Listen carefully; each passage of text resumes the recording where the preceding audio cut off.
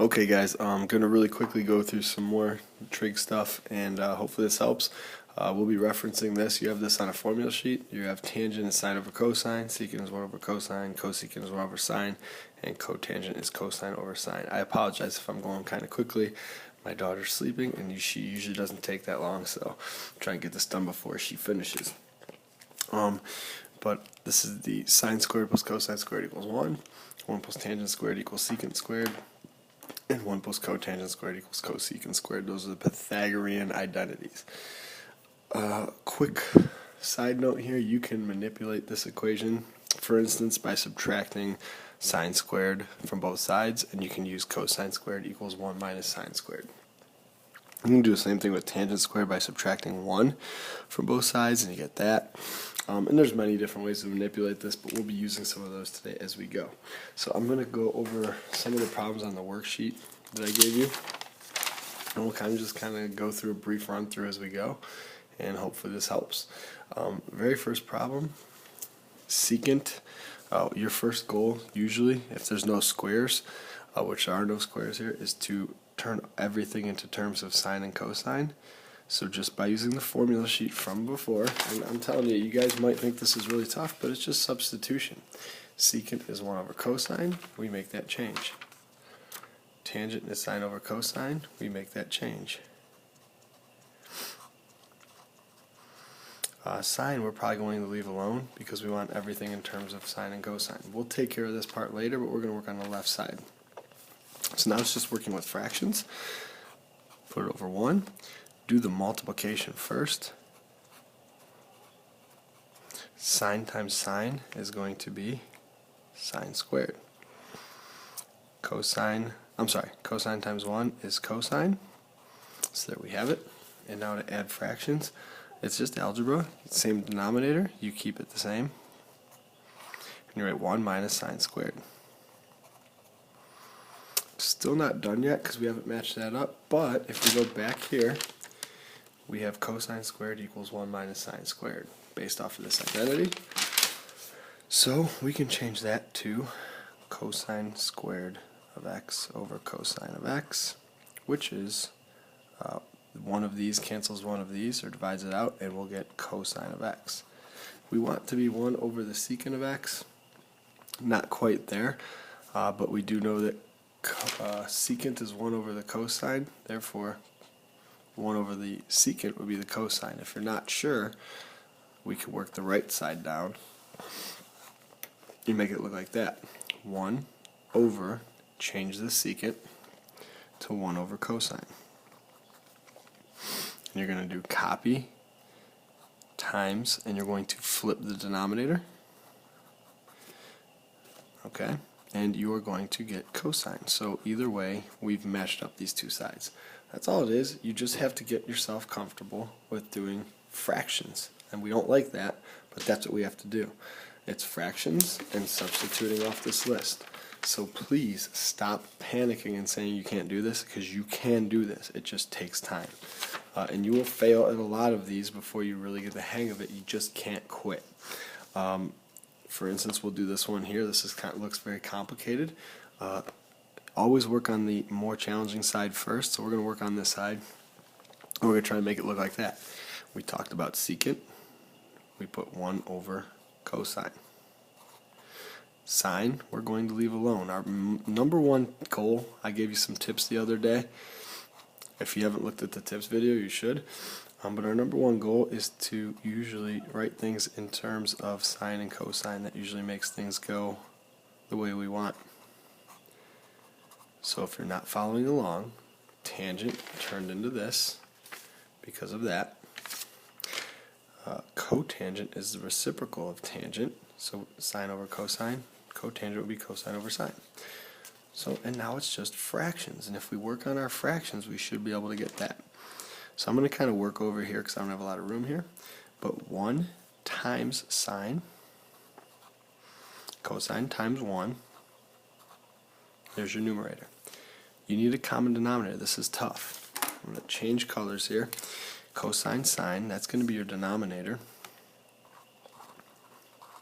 I'm going to write it right there. And to do this, we're going to need to multiply by sine and sine on the left. On the right, we're going to need to multiply by sine times cosine. So cosine and cosine on the right. So that's going to give us sine squared on the top plus cosine squared on the other top. I should probably say numerator, but top, you know what I'm talking about. So there it is, and the denominator was sine cosine for both, so we keep it the same. And it looks really nasty, but this one is pretty much done, believe it or not. I'm going to change colors one more time. We're going to do a copy times flip now. We're going to copy this, we're going to change to multiplication, and we are going to flip. So I'm going to run a little line there because it's getting kind of confusing. So from here, I'm going to write in purple, we're going to do sine of theta over cosine of theta. And then we're going to times, and we are going to flip this, and we're going to get cosine theta, sine theta, over. Now, sine squared plus cosine squared, I probably should have said this before, is 1, based on our rule sheet. It's just substitution and noticing the patterns here. Sorry. So, instead of putting sine squared plus cosine squared, I will put 1. Now, doing this math, this sine does not divide any of this out. So we have sine times sine. That's sine squared. Okay, this cosine will divide out this cosine, and we're left with cosine squared over 1, which is exactly what we wanted to prove in the first place. And there it goes. I mean, you just have to go ahead and just do those substitutions and be very careful as you're doing them. Alrighty, let's do maybe 2 more. We'll do number 7, because I see squares in there. So when you see squares, one thing that you probably want to do is you want to look at, I mean, you don't always have to. We can write this as 1 over cosine squared, but usually a good rule of thumb is to take one of these identities and make some changes. So I see secant squared, so I'm thinking this identity right here. Secant squared is 1 plus tangent squared. So if we made this might not be the best way, but I'm going to go for it. 1 plus tangent squared theta. Now we're going to make secant squared minus 1. So to do that, we can subtract 1 from both of these, and we'll get tangent squared, x equals secant squared minus 1, based off of that. So secant squared minus 1 can be replaced with tangent squared, and apparently this was not the best idea. But like I said, there are, I didn't say it, but I will say it now, there are always multiple ways to do these problems. Sorry, I'm folding up the sheet here. Very sloppily done. There are always multiple ways to do these problems, and sometimes you just mess around until you find a way that works. My way, unfortunately, did not work out that well, but we're going to go for it.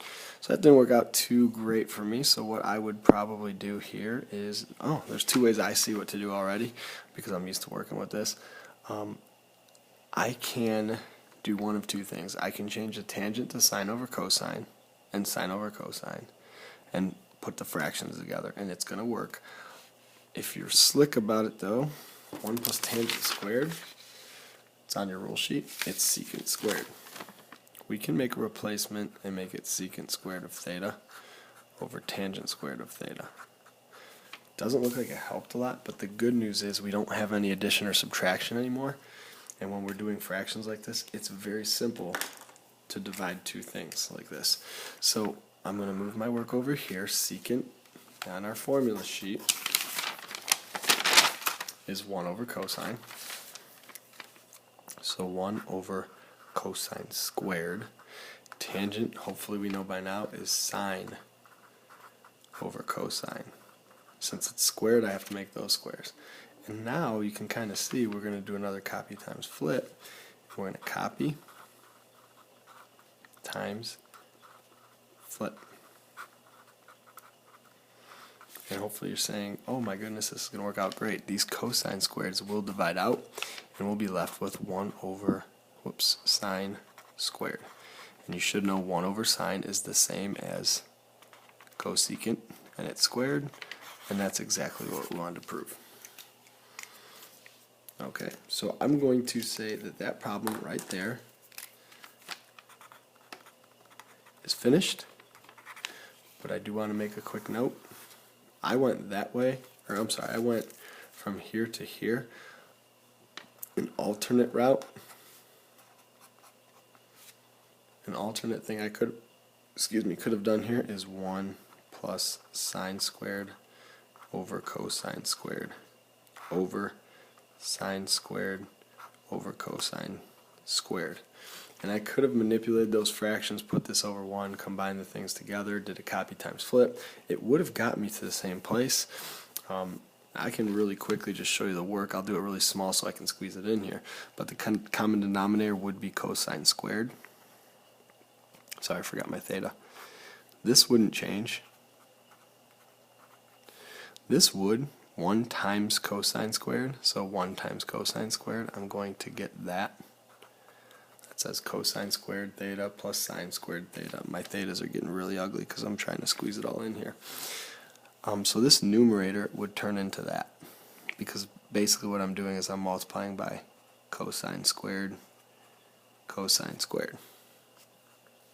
So this becomes cosine squared over cosine squared. So it's cosine squared on top plus sine squared on top over 1 times cosine squared. That's what's happening there. Over, don't touch this one. Looks like we're never going to get this done, but we're pretty much done, because cosine squared plus sine squared is 1 over cosine squared times the reciprocal. I'm so sorry. It's messy. The reciprocal of the bottom is cosine squared over sine squared. And then these, again, cancel out, and we're right back here. 1 over sine squared. So either way, we'll take it to the answer.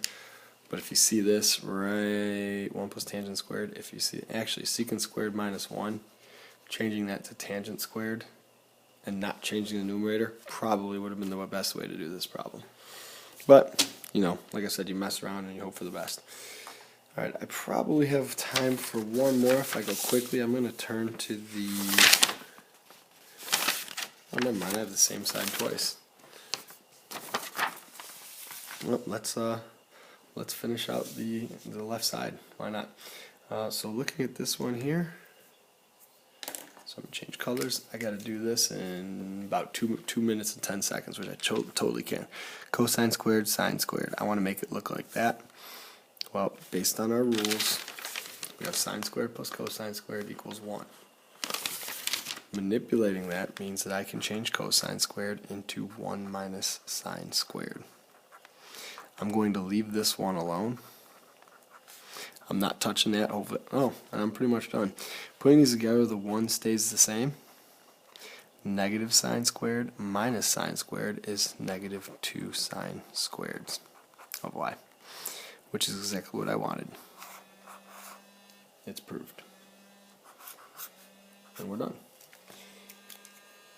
So like I said, it's a lot of work, and I'm sorry. I know it's tough, and sorry I can't be there, but this is the process. I'd really, really like you to try to work your way through this side of it. And before I go too fast, I want to say one more very important thing. Sine squared x plus cosine squared x equals 1. A lot of you are going to think this is something you can do. You can kind of square root everything. Don't do it. You're not allowed to do that. Never change sine plus cosine to 1. Alright, so hopefully that helps. If you have any questions, please email me. If you have specific kind of problems you want to go over, I'll do more. But check out this video. Check out the other video. It should be enough to really get you a good head start. Good luck, guys.